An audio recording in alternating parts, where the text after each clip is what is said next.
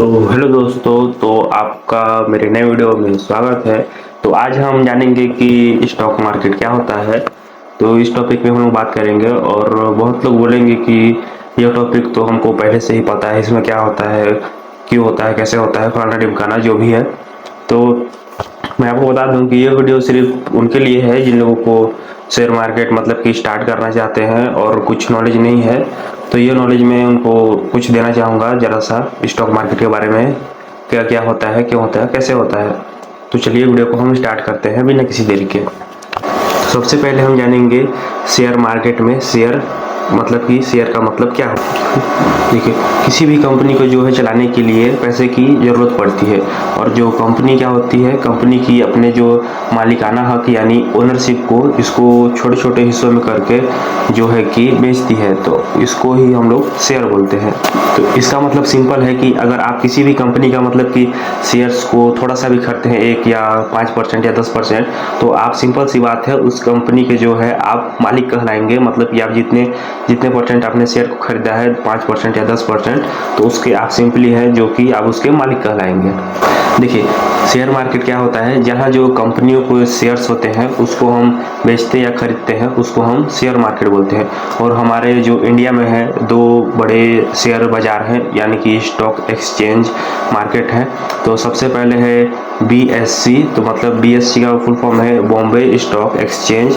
तो ये हमारा पहला है जो है भारत का बड़ा है। और दूसरा का है NSE, मतलब कि नेशनल स्टॉक एक्सचेंज। तो मतलब कि ये 2 हमारे भारत के बड़े मतलब कि स्टॉक मार्केट है। पहला है जो हो गया BSE मतलब कि बॉम्बे स्टॉक एक्सचेंज, और NSE मतलब नेशनल स्टॉक एक्सचेंज। तो ये है मतलब कि हमारे 2 बड़े मतलब कि शेयर बाजार हैं इंडिया के। चलिए हम इसके बारे में और कुछ जानते हैं। तो अब हम जानेंगे कि शेयर मार्केट काम कैसे करता है। तो चलिए इसके बारे में जानते हैं हम लोग। कंपनी पैसे जुटाती है, तो इसका हम आपको उदाहरण देते हैं।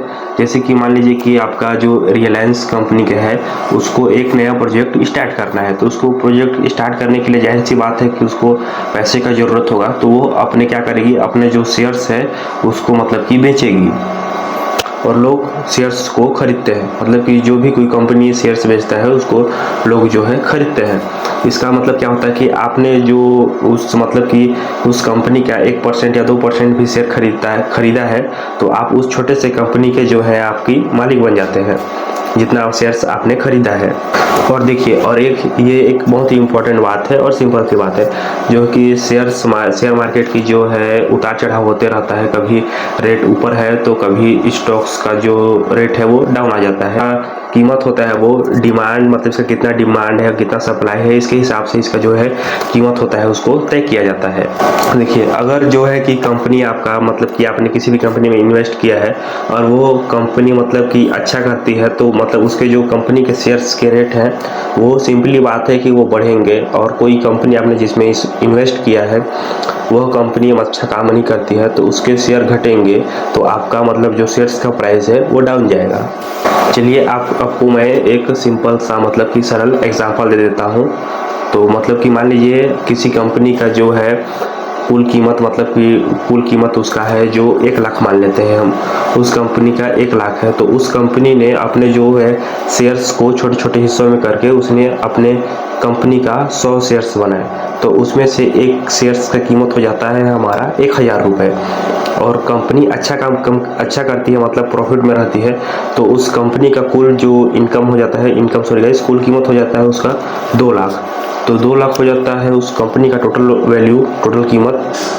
तो उसका जो शेयर्स का रेट है वो भी बढ़ जाएगा। जो शेयर्स का रेट था, एक शेयर्स का रेट था उसका 1000, तो उस शेयर का रेट हो जाएगा अब सीधा 2000।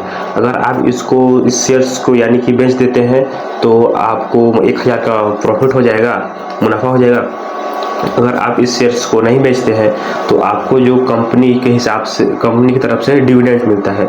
आपको मतलब कि कुछ हिस्सा, अगर आप शेयर को नहीं बेचते हैं तो कुछ हिस्सा आपको जो है कि कंपनी की तरफ से आपको मुनाफा मिलता है।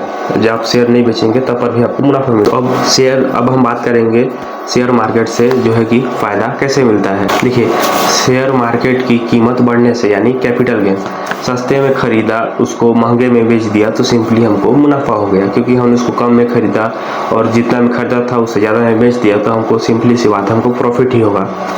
और डिविडेंड, तो हम डिविडेंड आता है तो डिविडेंड आपको पता ही था, मतलब कि आप शेयर्स को नहीं बेचते हैं तो आपको कुछ पैसे मिलते हैं। तो यह क्यों होता है, क्योंकि डिविडेंड, तो डिविडेंड का मतलब क्या होता है, जो देखिए जो कंपनी है जो उसके शेयर होल्डर्स रहते हैं, मतलब कि शेयर धारक, तो शेयर धारकों को कुछ मुनाफा देती है अपने तरफ से, उसको हम डिविडेंड बोलते हैं। जैसे कि आपने मान लीजिए कुछ किसी भी कंपनी है, जैसे टाटा का शेयर खरीदा है, टाटा स्टील्स का, तो मान लीजिए उस कंपनी का आपका शेयर मतलब कि प्राइस आपका इंक्रीज हो गया, जितने में खरीदा था उससे डबल हो गया, तो आप उस शेयर्स को नहीं बेचते हैं तो आप मतलब कि उसका आपको कंपनी को जो फ़ायदा हुआ है उसमें से कुछ परसेंट मुनाफा आपको भी देगा।